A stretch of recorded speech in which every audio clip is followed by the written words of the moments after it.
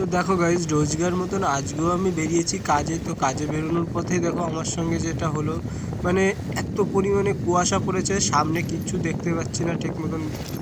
মানে অনেকটা মানে ঝাপসা হয়ে যাচ্ছে। আর যেই ফাঁকা জায়গা আসছে তখন তো একদম সামনেটাই কিছু দেখা যাচ্ছে না। মানে আমার থেকে 50 মিটার দূরেও যদি কিছু থাকে সেটাও আমি দেখতে পাচ্ছি না, এতটাই। যেহেতু এখানে গাছ আছে, বাড়িঘর আছে, তার জন্য এখানে একটু দূরেরটাও তাও দেখা যাচ্ছে, কুয়াশাটা কম আছে এখানে। কিন্তু সামনে এতটাই কুয়াশা, এরকমভাবে আমি ভাবতে পারিনি। গাড়ি তো চালাতেই পারছি না, একদম স্লো। তার ভিতরে আবার বৃষ্টি হয়েছে, বৃষ্টি হয়ে রাস্তা পুরো ভিজে গেছে, কাদা কাদা আছে জায়গায় জায়গায়। সব থেকে ভয় হচ্ছে, দেখো রাস্তার উপরে যেভাবে কুকুর বা কুকুরের বাচ্চা থাকে, কুয়াশায় তো কিছু দেখতে পাচ্ছি না। তো এর ভিতরে দুর্ঘটনা ঘটার একটা চান্স থাকে। আর এখানে দেখো সামনে কিচ্ছু দেখতে পাচ্ছি না, এত কুয়াশা।